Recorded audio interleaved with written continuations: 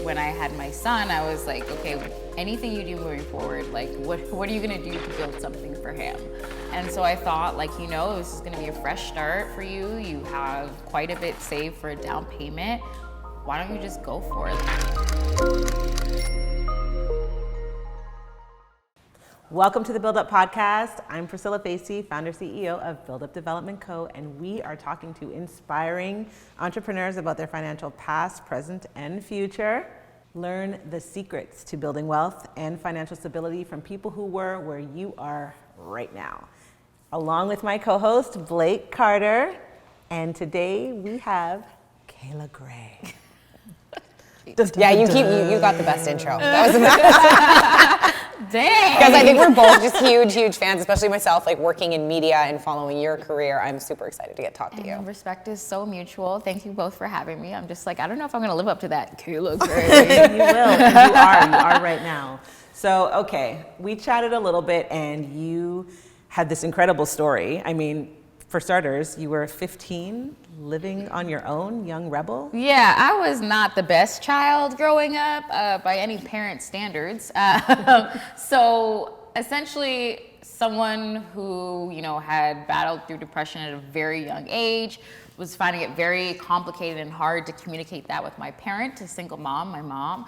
And so I think there was a lot of friction in the home, and that led us to separate. Mm-hmm. And so in high school, at a time where, your social standing is everything, you're trying to figure out school, and you're trying to figure out yourself, that was really challenging for me because I was also couch surfing. So I was figure out where you're going to sleep. I was trying to figure out where the hell I was going to live. Yeah. So I was living in one friend's basement. And then eventually I had another friend in high school who was so kind to clear out his basement. And I lived there for a whole year. And definitely ran in through some times. I was working at Mex. I think it's still around. I don't know. Do they still have Mex? Did I just throw it back? Yeah. No, I know all the I was Mex. up in there at Mex, skipping a lot of school, but obviously in order to make ends meet for myself. And so that kind of put that seed of hustle in me at a pretty young age. Yeah. And so how did you go from that into the world of broadcasting, and now you're an anchor? Lord have mercy. I don't know. I'm still trying to figure out how the heck this worked out for me, because someone like me should not literally be here. I think, when I had gotten kicked out of high school, because I got kicked out of high school twice. Wow. Another fun fact about me. No, but I think this is so important for people. But I think to hear. I never was open and honest about it when I first started out in media, because you know this, you almost have to present perfect. Yep, And definitely. the minute someone sees one little flaw, especially as a Black woman in the space, they're just told you she's ghetto, she's this, she's not smart, she's not intelligent, she's not, right? So you have to protect yourself out of a means of survival. But now I'm comfortable, and I almost feel bad that I've ever felt that way to start off with. But that was sort of my story of getting kicked out of high school twice because I was not going to class because I was trying to live. And then graduating from Calc, which is an adult learning center. It's actually still around on Danforth, and I live close by to it. But I think it was from there and realizing at a very young age I wanted to get into sport. I spent a lot of time with my grandparents. They would watch the Jays games. My grandmother would watch the television on mute, and my grandfather would have the radio call just simultaneously going at the same time. And that was so dope and interesting to me. And it kind of just stayed with me because sports was the one thing that made me feel safe growing up. But I just was not good at sports. I was very athletic, but not the best athletic person. And so I think at the school and talking to other teachers that encouraged me to what do you want to do? I was I think I want to talk about sports. I really love debate, and I love watching stats, and I love stories that come from games. And they're well, then just freaking go for it. And so I just applied up and down the place. A school called College of Sports Media was hey, we're a 2-year program. I was well, school wasn't for me anyways, so I'll take my little 2 years and hands-on experience and keep going. And so the rest was sort of history from there. And then I just kind of stumbled and then caught my footing, and here I am now in sports. Wow.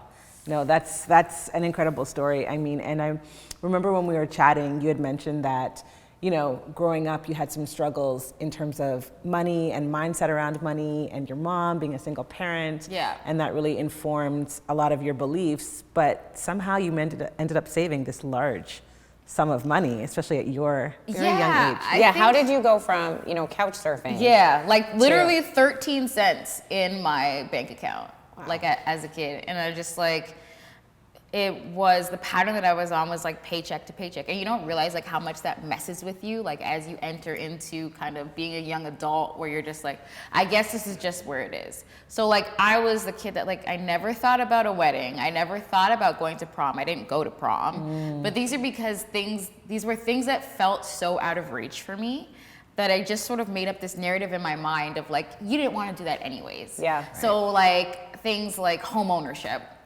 Oh, you should just rent because home ownership's not for you. And in my mind, I would just tell people like, why would you want to do that anyways? Why would you want to like settle somewhere? So like these are narratives I built in my mind just to make me feel okay with where things were for me. And so yeah, then you step into a career that can be quite lucrative when it comes to like brand partnerships or even the job itself. Like, you know, you make say 6 figures, and for someone who has never seen that kind of money before, I'm just like, what is this? Spend it on all this stuff. And then eventually you start practicing saving. Yeah. And I think the problem with that for me was it was like there was no in between. So it was like I was just dead broke trying to make ends meet. Also in going small market, as I was getting my career going, I lived in Winnipeg, Prince Rupert. I wasn't making a crap ton of money because I was still starting out in the industry. And then you jump into like money, right? And so there was no middle, no in between for me. So I didn't understand what that transition looked like. What I understood was that I saved a heap of money. And because I was so used to the old way of like having no money, my thought was to just save the money. It looked good to see. Thank God you had that thought. Right? My thought would have just been, and still is, just spend it on Just whatever I spend, can. right? Well, I still get into that, but like, but I think it was like out of fear. So for me, I was like, oh, the success is in seeing the dollars pile up. Yeah. Not taking it 5 steps further as to like, okay, how can you make that grow? Yeah. Like that was, that connection was really hard. Yeah. And I think that's like, a lot of people go through that, right? Like they've had nothing and then they come into something, and sometimes you just want to hold on to it so bad that you don't really explore the opportunities to make it grow. And that has so much meaning for people, like just seeing the dollar amount in the bank account, like this means something. And I mean, the thought, unless you've gotten that kind of education or information, the thought about what to do once you have the cash to grow it, it's almost like this dead stop, you know? And I had that same experience, you know, very young, where it's like, okay, you save, but then I immediately knew that, hold on, but there should be another goal here after this, right? And when you start listening to some of the like billionaires and millionaires, you know, and now we have access to all of them directly, it's like you start realizing, hold on a second, it's what you do with the money that's gonna really get you to that next level. So, I mean, you had some foresight there, and eventually I don't know if it was foresight or just like impulse, to be honest. Yeah, I was gonna say, who convinced you? Like, who talked you into Not a buying single something? person. Like so I was also going through like a separation, and obviously we both had to find new places to live. And I think I was with somebody for over 7 years, and we were paying someone else's mortgage renting. And then I was like, you know what? And also when I had my son, I was like, okay, anything you do moving forward, like what are you gonna do to build something for him? And so I thought, like, this is gonna be a fresh start for you. You have, quite a bit saved for a down payment. Why don't you just go for it? Like, what is holding you back? And so I went into the real estate market just completely like, what the hell is this space? Like, and then also because you have to kind of come to grips with like, no, you can make it work. Like, you can actually make it work. Whereas I feel like when you're at a certain age and you're thinking about real estate and buying property and getting into ownership, you tell yourself so many reasons as to why you can't do it. And so there was that. There was, this past summer with the conversations around like representation, and I just felt like, it's not to say that I was trying to do some big deed about like being like, oh, let's add representation to the market. But what I did understand through conversations I was having was how important it is for Black people to own. And so that is what I wanted to jump into, is what ownership looked like for me. And it's such an important message.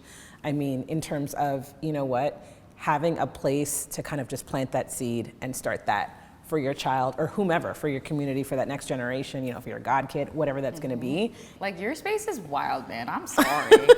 Like, real estate is something that, first of all, you walk in there, I'm like, what are all these numbers? And like, what is this language? And what is interest? And like, I was the dumbest person in the room. And to be honest, though, I think I love when I'm the dumbest person in the room, because it makes me want to like strive for like, okay, teach me that. Like, well, that's what experts are always saying, is like, you should never be the smartest person in the room. You should not be smarter than all your friends. You should be learning from people always. Oh my gosh, and getting into the real estate market, I was like, yeah, you an idiot up in this place. Like, but that was fine. That was fine for me. And kind of like walking into different homes as I was going through like showings and stuff. And like the real estate agent I was working with being like, okay, this looks like a dump, but could you imagine like this? And could you see this? And I was like, cool. Like, there was never a home, I think, that I saw that was ever gonna be perfect for me. Like, I don't think I ever wanted that. I wanted something to like pour into, which I love doing, is like those DIY projects. I might not be the best at them, but like pouring into something and truly like making it yours. And so that was one of the things I had to get over, was that it wasn't gonna be perfect and it wasn't gonna be ready-made for Kayla, but it is what it is. Also, I had to get over heartbreak. You know, I had, thank God, I only got into one bidding war before I actually landed on my space. That's what I was not prepared for. Yeah, the heartbreak, when you were ready to put down an offer, you have thought about where you planned your whole life there. Oh my gosh. And that's the point. And the sellers and the seller's agent think about that, because they want that emotional connection. Because that's what's going to make you put down the bigger number, right? You know where your son is going to mark how tall he is, where he might bring his first girlfriend or boyfriend. Like, there's so many things that just like go through your mind of like where you're going to serve your family dinner. Like, and then you don't get the place and you're like, ooh, Lord, I sleepless nights. Well, especially in this market here. Yeah. So that was tough, and I'm a very competitive person, but like, this is not the space to be competitive into stupidity, right? Like, you don't want to like put down way more money than you can actually afford just because you want to win something. That's not the point. People don't think about, like, you can offer the highest number you want, but it doesn't mean the bank is going to give you the mortgage. But you see, and they might say, oh, we only valued that place at 7, that you offered 8, you find the extra 100,000 on top of the down payment you needed to put on the 7, right? So there's just a lot of that happens that people don't think of, but that's the whole hype of the multiple offer. And this is why almost every house in Toronto does that strategy, because they want that emotional connection. And competition, it's like dating. Like, when you know 3 other girls like him, it makes you want him more. I mean, this is the problem with Toronto. Toronto is just oversaturated with plenty of wonderful suitors and buyers and women. The homes, the housing market, though, not enough. But what was interesting was the real estate agent for the previous owners for the place I have now, there was only like 7 people that put in on the house that I own now. Only 7. Only 7. But like, that's only 7. Only really, 7 with how at it the is. time. So he came back for some odd reason. We're chatting. He's like, oh, I just left, an offer, and there was like 31 offers that came in on this place. Like, that's how that's crazy. Wild the market looks right now. And it's just like, for me, it's so heartbreaking to think about people my age that like want to get in, that can get very scared by those numbers. Like, that to me is just way too overwhelming. It's too overwhelming. It's way too overwhelming. And I think that when it comes to real estate, it's not digestible for us. Like I said, for me to like walk in there to be like, wait, Kay, teach me X, Y, Z, and what did you mean by this? And what do I need to think about? And oh wait, mortgage fraud happens all the time. Oh my God, it does. All these little things that people are just like throwing at you can be incredibly overwhelming. And so I can understand completely why you would want to pull out from there. No, for sure. So I'm going to ask you a question. Oh, Lord. Tell me a bit about what advice you would give to your younger self. Start saving, girl, because this. I think when it comes to making sure that I feel secure, I would have told her to maybe seek out a little bit more information about how you can start, what you could start doing right now to making sure that you are good. I think I've always been independent. Like I could see zero in my bank account, and and some way, somehow, there's always a way, right? Like you see some random ass check pop in your account the next day, or you find work. Like I always have that to me. But I think I never afforded myself the luxury of creating strategy around that, right? Like of creating outside of just like praying, please God, outside of the prayer, like what does the goal setting with strategy look like? And I feel like a lot of people run into that, where we set these massive goals and they are all valid, but we just don't come up with the strategy. And we also don't come up with like what's the long-term play? I never afforded myself the luxury of dreaming like long-term. It was just like short goals, right? So I mean, if I could tell her that, I would tell her a few other things about her dating choices, but we could all do that. Here we are. Do you instill that stuff now, even with your son? Like, are you starting to teach him like? Well, I mean, this is the thing. He's only 2 right now, so I think though my mindset with him has changed, right? So like, I come from a childhood where, you're told work twice as hard. And like, I came from nothing, girl. You need to also come from nothing.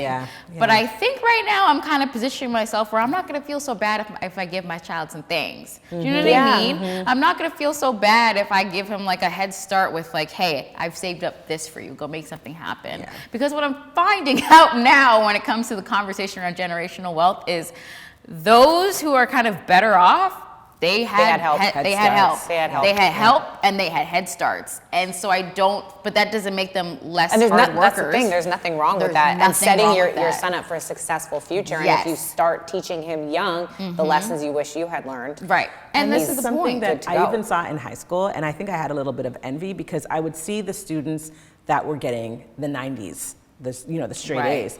And they didn't have part-time jobs, so they had all day and night to study. And I was like, no, after school, I have to go because I have to pay my own bus fare. If I want to go out on the weekends, I have to pay for that. My parents are not giving me money for all of that. And so I had that envy, and it carried into going to university, where again, my grades were slacking because I had to go and spend time working rather than focusing on the academics, right? And I just think that for sure, like, in hindsight, it did help me to like multitask and have a bunch of balls in the air at the same time. But it would have been so helpful to just actually focus on the matter at hand. Right. I spent an extra semester in school because I couldn't handle the workload and school at the same time because I had a part-time job. And then carry forward, I was an extra 6 months in school. But it's just little things like that I think we can give them that little help. It doesn't mean they're gonna work less hard or not appreciate it. If he's gonna be lazy, he was gonna be lazy anyway. Either way, like with or without my money. But I think that if we kind of start forming that, then we really for example, when people say like we're living our ancestors' wildest dreams, right? Like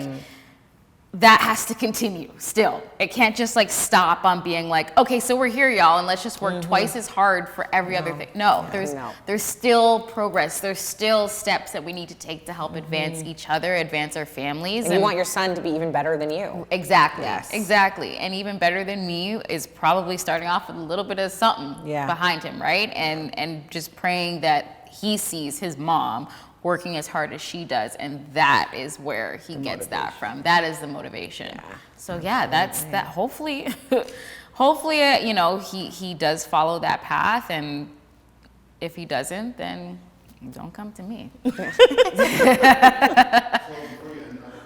Okay, so obviously we're talking about money and real estate, but you have a pretty incredible job. So I would just love to hear any kind of story from any of the people you've gotten, situations you've been in, people you've got to interview, or just something on the job. Yeah, I think what's wonderful about kind of my upbringing, which I did not realize would help me now, is when you talk to athletes, the best types of interviews are the ones that come from a space of shared and lived experience. And that is when you can just get the most authentic answers, is when you just kind of come from a place of listen, y'all, I kind of understand what this means, the weight of sort of being Black and in this space, the weight of kind of striving for, say, ownership goals or bringing your people along with you. I can kind of see that. Whereas when I think I kind of came into it of you have to be so perfect and you have to know all these stats, That is important too. Like I love preparation, and that's something I think I thrive on, is just being prepared in any space. But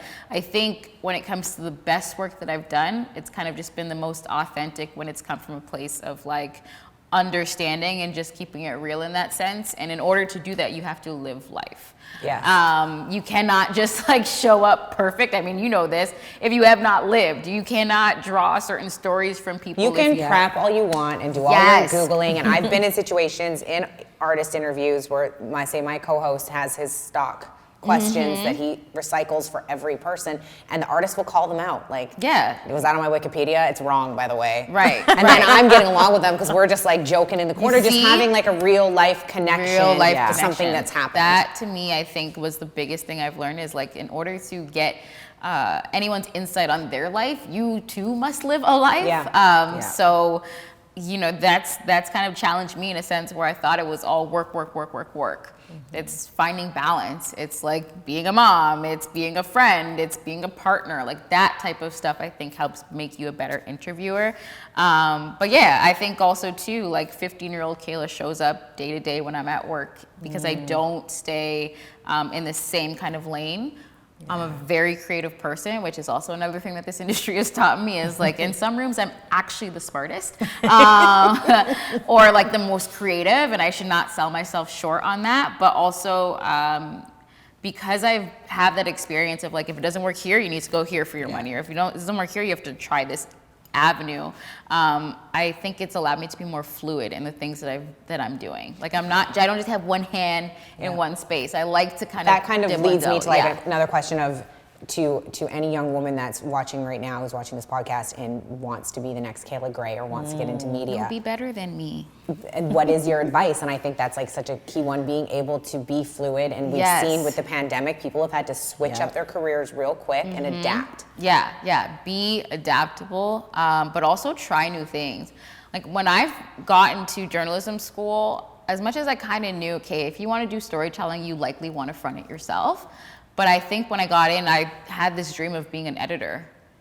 And I still edit things for myself. Like, not that I've put it out there because there are editors that do a far better job, but I try to fine tune in like different things, right? So like producing, that is one thing that I love to do. And eventually I want to get to a point where I'm not on camera anymore. Really? I'm kind of in the background. Yeah, like I grew up idolizing Lisa Salters, who she, would run sidelines for the NFL on like Sunday. And then on Wednesday, my girl's sideline on NBA. But then on Saturday, she's in the big rooms for producing ESPN's 30 for 30. Like that to me is like the ultimate goal, is like being able to tap into your talents and do a little bit of everything.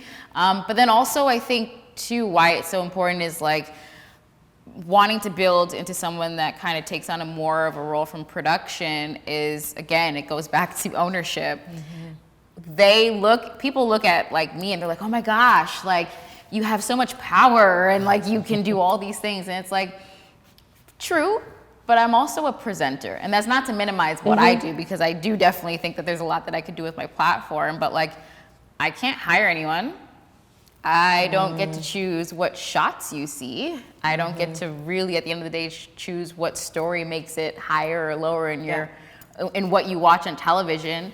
To me, that's where a lot of power is. So I think if I can kind of transition to that in a more like full-time role, then that might be ideal. Cool. But also,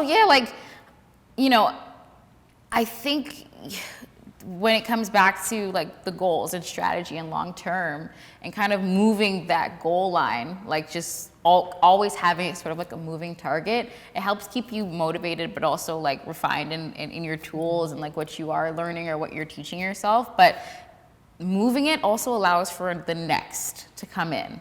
Yes. Right? Like moving out, like this is a problem. So everyone like talks about like, oh, hire a bunch of people, but then they don't realize in any industry, there's people that just won't leave. Yes. Right? There's just people that just won't leave. They will not leave, but they're also which stay if you're passionate about Yeah. it. But if you are not passionate about it, Go. you're Make way for the taking next somebody's somebody else. right. Yeah. So for me, it's about kind of the easy. I'm hoping it's a slow transition, but it's going to be a transition. Media is not what it was anymore. TV most definitely is not what it was anymore. And yeah, sure, I'll find ways to be adaptable, but man, I would love to kind of be behind supporting the next person that can capitalize on what they know, right?